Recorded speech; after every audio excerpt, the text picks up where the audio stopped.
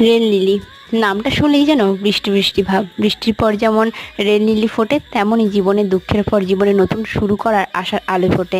বৃষ্টি ছাড়া যেমন রেল লিলি অসম্পূর্ণ, তেমন দুঃখ ছাড়া কিন্তু সুখ অসম্পূর্ণ। ফুলটা যেহেতু কেটে ফেলবো, তাই ফুলটাকে নিয়ে কানে গুঁজে নিজেকে ফুলপরি ভাবতে অসুবিধা কি। ভোরে ফুল পেতে এই গাছের পাতাগুলোকে একদমই ছোট করে কেটে দিন এবং এতে 1 চামচ পরিমাণ পটাশ এবং এপসম সল্ট দিয়ে গাছটাকে ভালো করে জল দিয়ে দিন।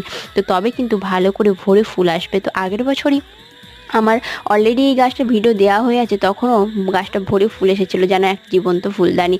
তো আমার কাছে যেরকম দুটো কালার আছে, মূলত এই গাছে অনেকগুলোই কালার হয়, সাদা, গোলাপি, হলুদ, আরও বিভিন্ন মাল্টি ধরনের কালার হয়। তো আমার কাছে মূলত এই দুটো কালারই আছে, হলুদ এবং গোলাপি।